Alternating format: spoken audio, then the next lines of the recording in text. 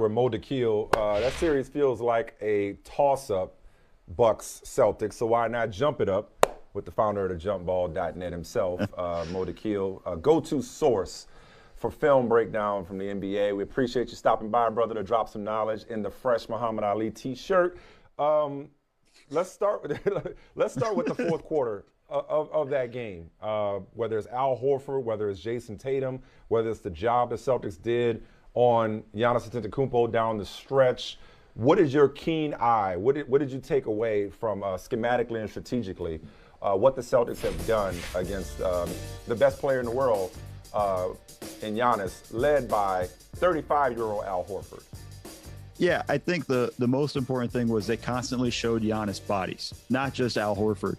You know, it was Jaylen Brown, Jason Tatum, Marcus Smart, all of those guys at least, you know, had a shot at him, but always behind one of them was somebody else. And with the Celtics, their length, everything that they got is really a problem. And it wore down Giannis. There's actually a play I highlighted with Giannis on the defensive end where he just didn't even bother helping. He had his hands on his knees and didn't move the entire possession while Jason Tatum got a layup over Brook Lopez. And I just was like, oh, wow, Giannis is tired. And the more interesting and fascinating part about it was the very next play, Giannis goes and scores on the other end. And I go like, well, he was not that tired, but he's resting on defense because he's worn out a little bit. With just the Celtics wearing him down. It's a physical thing. Every bump is a cost, right? Think about like a video game and you lose your little energy bar, right? Every time Giannis gets bumped or takes a bump, the bar is dropping a little bit more. Even if you block, that's like Street Fighter. Even if you block and you get hit enough, it still goes down a little bit. Because it hurts, man. It hurts when you take a shot. You know, so I think that's the key. You know, I wonder, Mo, if the regular season has any effect on this. And there are two ways of looking at it. On one hand, you know, Giannis, I think he averaged like 34 minutes a game in the regular season, 33, 34 minutes a game. And you can look at it and say that's great because you don't really want to waste him in the regular season. The playoffs are what matters. But when you get to the playoffs and you've averaged about 34 minutes in the regular season, now your team needs you for 40 to 45 in some cases that you're not really up for it. Do you think that's been a factor, the way he was managed in the regular season? I think so, and I think that's a factor for every team that's going into the playoffs, not just with Giannis. Like coaches sit there constantly and try to figure out how do we get these guys into the playoffs at peak performance level, right? And I think some of it is let's rest them and keep their legs fresh and then try to get them ready for those playoff minutes.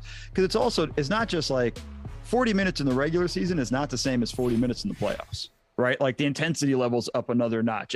We're seeing how physical this series in particular is. I mean, it's, you know, nearly a wrestling match at some points in the game. So, you know, it's taken a toll. And I think you're right, Michael, in the sense of like, hey, it's just sore, you know, he's getting kind of beat up a bit. And those long stretches, it's part of the game. And that's just something everybody's going through. And I think everybody's minutes go up because that's when your rotations cut down, everything like that. It's just expected. I know you rewatched the fourth quarter of Warriors-Grizzlies game 4. What stood out to you the second time around? Just how quickly Steph turned it on. And it's not like, I know we've all watched Steph enough. We've all know he can do this, but he had nothing going really for the first 3 quarters. And then all of a sudden, a couple of mistakes from the Grizzlies defensively, and it opened up opportunities for Steph. And it's just immediately snaps right into form, and he's ready to roll. You know, he has a jab step on Dylan Brooks, gets Brooks to jump the wrong way. Clear open 3 for him. You know, he just little opportunities like that got Steph going. And I think that's just almost what we come to expect from the Warriors, but it was something we haven't really seen, at least in this series, with how Steph's been struggling shooting-wise. I mean, they didn't lead until the last minute of the game. So, I mean, even without Ja, it's like this could have easily gone the other way. Steph also not listed in that stat line of his is that amazing acting job when he screamed bloody murder when Desmond Bane grazed him, brushed up against him lightly, going for that rebound at the end of the game. But nonetheless, they won it. Do you expect the Warriors to put this thing to bed? Is there any chance the Grizzlies can get back into the series? I think this one's over, and I think it's over in 5. I think the Warriors understand the importance of, hey, let's get some rest while the Suns and Mavs battle it out. We know that series going at least 6 games. You know, maybe they're hoping obviously it goes 7, but for them, get some rest, get some extra opportunities there. Now we don't know how long even their coach is going to be out now that he has COVID, and got to figure out how that kind of works out. For the Grizzlies, it sucks. No Ja. We all know it sucks. They've actually played really well throughout the season without Ja Morant, and I think some of it has to do with their defense improving. But, you know, it's going to come down to finding the right rotations and things like that. And I'll be honest, and I'm going to just take a cheap shot here, Dylan Brooks should not be in that rotation at the end of games. That was rough. You know, watching that stuff down the stretch. And no lies told. Yeah, once he came in the fourth quarter, you almost felt like, okay, this actually works out for the Warriors. I mean, the guy shooting big shots at the end of games and shooting about 22% from the field, you know, for this series, like, that's scary. All right, Mo, you just referenced it, and we've talked about it. We've seen it on paper. I'm wondering if you've seen it anywhere on film, even in a small little crevice, you know, slow it down and pause it, and you see something that nobody else has seen. Because the numbers say the Grizzlies are better offensively and defensively without Ja Morant. Does the video evidence back that up? Well, I think what tends to happen when Ja's in the game, and I'm not saying they should, you know, anything about Ja here, but it's just the offense moves more fluidly. They understand that the ball's not going to stick in anybody's hands. And by the way, if I have a guy like Ja, I'm putting it in his hands all the time. But there's more fluidity into it, more actions. Guys get the defense moving, kick out, and it kind of flies around the court. Defensively, Ja's just got to improve defensively. There's no question about it. He's a guy you're going to go at over and over again, you know, when you're the offense. And I think that's the stuff that the Warriors were doing. That's some of the stuff that we saw Minnesota go at him. I mean, Patrick Beverley was going at him. And if you're at the point defensively where they feel like Patrick Beverley can get a bucket on you, you need to improve on that side of the court. And I think that's where that shows on the defensive end. And that's something where Ja's got to improve. I think offensively is just along the lines of it moves flow more fluidly. And I think that's something that we probably should read too much into it, because playoffs, you need your superstars. And that's the one thing, you know, Ja won them game 2. There's no question about that with his performance. So it's, you know, he needs to be on the floor. You just need your superstars in the playoffs more than the regular season. Oh, literally. I think this is going into last night. The Grizzlies were a plus 36 when he was on the court in the playoffs, minus 29 on the bench in the playoffs. And as you see there, they've lost their last 4 without Ja. But let me ask you this, man. I'm a move past.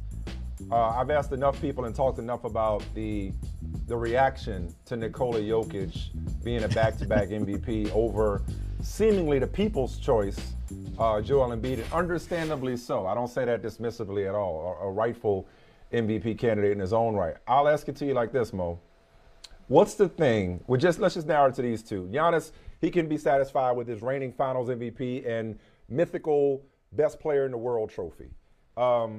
When it comes to Jokic and Embiid, from your vantage point, from your expert video analysis point of view, what's something that's underappreciated about both those guys that gets lost in the gaudy numbers or even the narratives around what they don't have in the form of a supporting cast or what they've had to overcome in both cases? What's something that on film grabs your attention in both instances of Jokic and Embiid?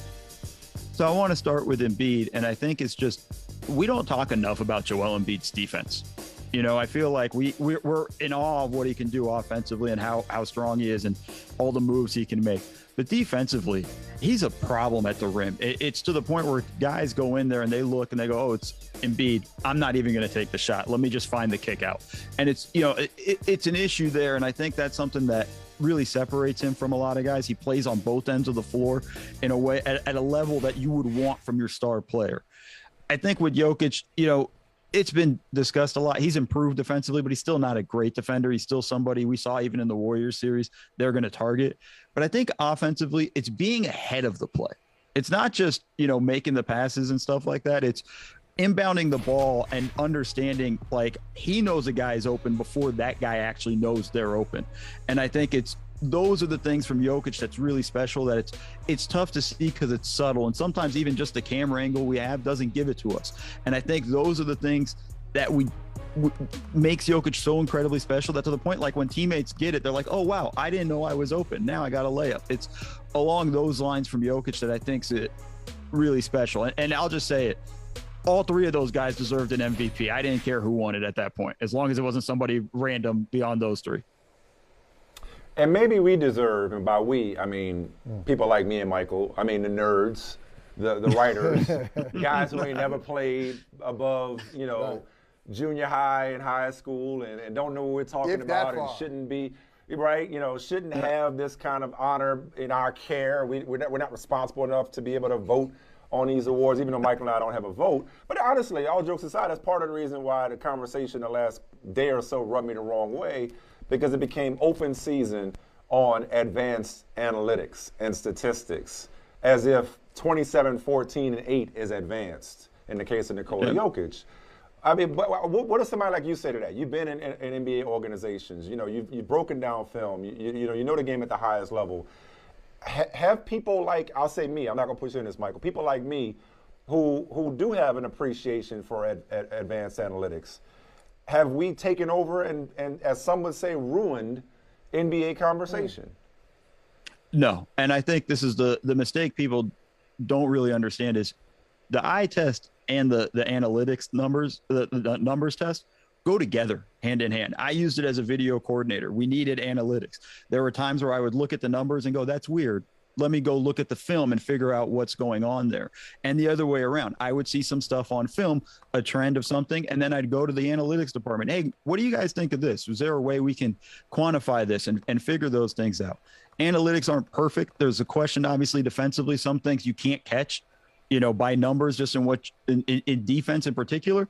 But I think we're getting really too lost in this is eye test versus numbers test and nerds versus jocks and all of this stuff. It doesn't make sense to me. You need both. They're both a piece of the puzzle. I use it when I game planned in the NBA, and I feel like this is something that I use now when I'm looking at film and breaking this stuff down and trying to figure out like, oh, no, that is a shot I want this guy taking versus, oh, that's a shot he should never be taking. And I think we've gotten too far in the conversation of like, this is analytics has taken over. Analytics has been part of the game forever. Anytime you had a box score, anytime you kept a stat, that's analytics. Right. And I think everybody's losing it too much on this. I appreciate it. It's become this culture war. It's like, geez, Jokic is really good too. Hey, you're really good. Mo Dakhil, thank you so much, man. We appreciate you. Thanks so much for coming through. Hey, thanks, let's do this again. Long way to go in these playoffs. I'm watching film constantly and at my computer, so just go ahead and give me a call whenever you need it. All right, man. We'll take you up on that. Thank you. Thank you. We'll definitely take you up on it. Hey, thanks for watching Brother from Another on YouTube. Make sure you hit subscribe before you leave, and be sure to watch us 3 to 5 p.m. Eastern Time on Peacock. Appreciate you.